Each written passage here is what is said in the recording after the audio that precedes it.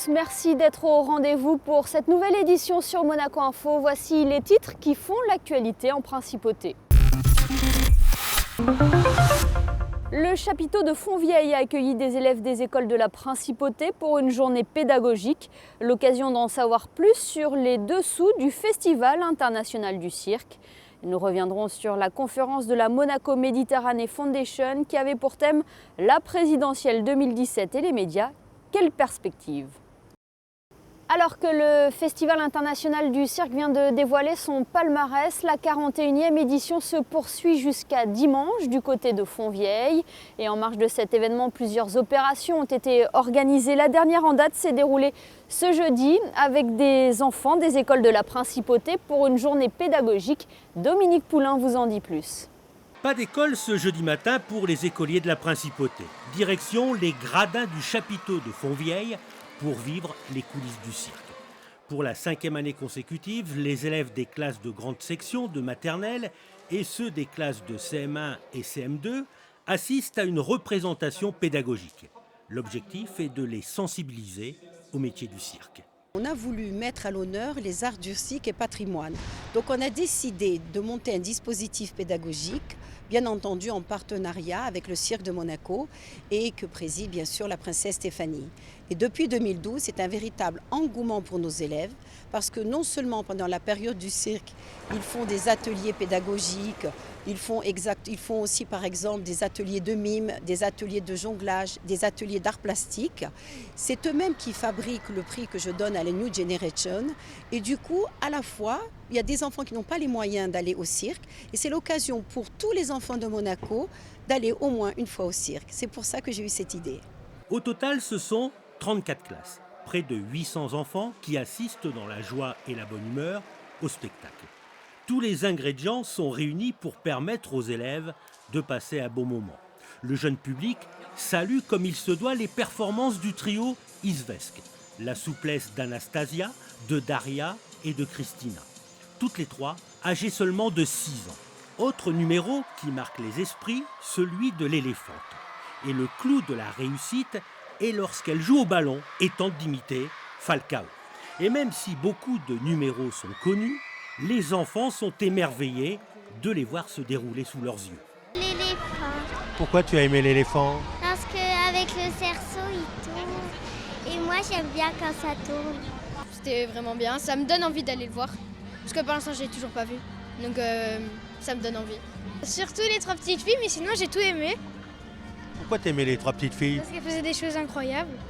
J'ai aimé les zèbres et les petites filles. J'ai aimé surtout les animaux, ils ont bien fait des numéros, c'était chouette et ça me donne envie d'y retourner. J'ai surtout aimé les petites parce que c'est incroyable, parce qu'elles ont 6 ans et c'est incroyable qu'elles arrivent à faire des trucs comme ça. Pour les artistes, le cirque, c'est leur passion et toute leur vie. Ils n'imaginent pas vivre sans faire leur cirque, pour le plaisir des élèves. Mais sur la polémique des associations qui dénoncent le traitement des animaux dans les cirques, ils voient rouge. Les animaux sont traités comme des artistes à part entière. En ce moment, le cirque a tellement de problèmes. Il y a beaucoup de gens qui luttent contre le cirque avec les animaux.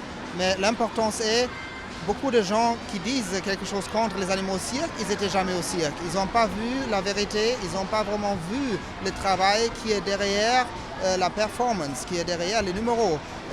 Les animaux au cirque, les dresseurs, ce n'est pas seulement ce qu'ils montrent en piste, c'est surtout les horaires de répétition et la manière comment on répète avec eux. Et pour ça, nous sommes vraiment contents de pouvoir inviter des enfants des écoles de Monaco pour montrer vraiment le travail, ce que c'est les animaux au cirque et ce qu'on fait avec eux pour lutter contre toutes ces fausses choses qu'ils ont là contre le cirque. Les enfants ont pu aussi partager un moment privilégié avec les artistes et en particulier avec le dresseur Marek Jam, en lui posant toutes sortes de questions afin de découvrir la face cachée d'une profession très exigeante. Parlons à présent de la poursuite du cycle de conférences de la Monaco Méditerranée Foundation. Mercredi, l'invité était le journaliste de Valeurs Actuelles, François Dorcival. Il est intervenu sur ce thème, la présidentielle française 2017 et les médias, quelle perspective? Un thème sur lequel revient Alexandra Pani dans son reportage. Comme une préface au débat télévisé de mercredi soir entre les deux candidats finalistes de la primaire de la gauche, le journaliste François Dorcival proposait pour le public monégasque une conférence autour de la relation des politiques et des médias à l'occasion des élections. La campagne présidentielle est évidemment un moment béni, en quelque sorte, une année formidable pour les médias. Alors évidemment, il s'agit à la fois des médias presse écrite, mais aussi des chaînes d'information télévisées et radio, et on voit bien à travers le duel de ce mercredi soir entre les deux finalistes de la primaire de gauche, combien est important le rôle des médias dans cette affaire. Les hommes politiques jouent avec les médias, ils jouent avec les médias, au point parfois d'en être les victimes, ce qui est le cas du président de la République qui a été conduit à renoncer parce que, d'une certaine façon, il a joué avec eux. Le livre qui a provoqué cet immense scandale qui a conduit à sa renonciation, ce livre, c'est un livre fait par des journalistes et qui était destiné aux médias. Mais également, les médias sont à la recherche de tous les événements qui vont créer des mouvements, qui vont créer des chocs, qui vont créer des affrontements, etc., entre les uns et les autres. Et donc, à tout moment, nous ne sommes pas à l'abri de surprises nouvelles. Des relations entre médias et politiques qui ont également évolué dans les pays voisins ou encore outre-Atlantique. Dans les médias américains, l'élection de Trump a été une surprise totale, qui a motivé d'ailleurs une sorte de mea culpa du médiateur du New York Times, qui s'appelle Jim Rutenberg. Eh bien, ceci fait aussi partie du thème de la conférence qui avait lieu avant notre duel français.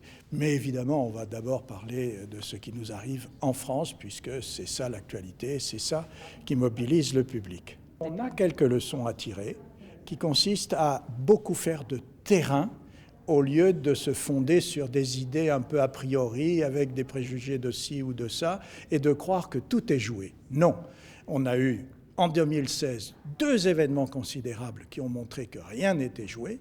Le Brexit, comme vous le savez, on s'est couché avec la certitude que les Anglais restaient. Le lendemain matin, ils s'en allaient. Et puis l'élection de Trump. Ces deux événements sont deux événements fantastiques pour les médias. Leçon à tirer, mais aussi comment on gère cela.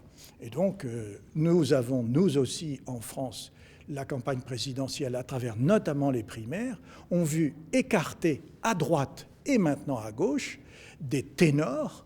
Donc, depuis le mois d'octobre dernier, nous n'avons pas cessé d'avoir des surprises dans ce pays. Et c'est évidemment ça qui fait le côté absolument passionnant de notre métier. Des surprises donc encore attendues pour cette présidentielle 2017, mais également pour les élections législatives qui suivront en juin prochain. Deux échéances test pour les différents partis politiques français. L'année scolaire est loin d'être terminée, pourtant il faut déjà penser à l'avenir et pour orienter au mieux les lycéens, le 6e forum de la formation en alternance et la 11e rencontre des métiers de la banque et de la finance auront lieu le mercredi 8 février de 10h à 17h à l'auditorium Régnier 3. Sachez que l'entrée est libre. Voilà pour l'essentiel de l'actualité en principauté. Passons à présent aux prévisions météo pour les prochains jours.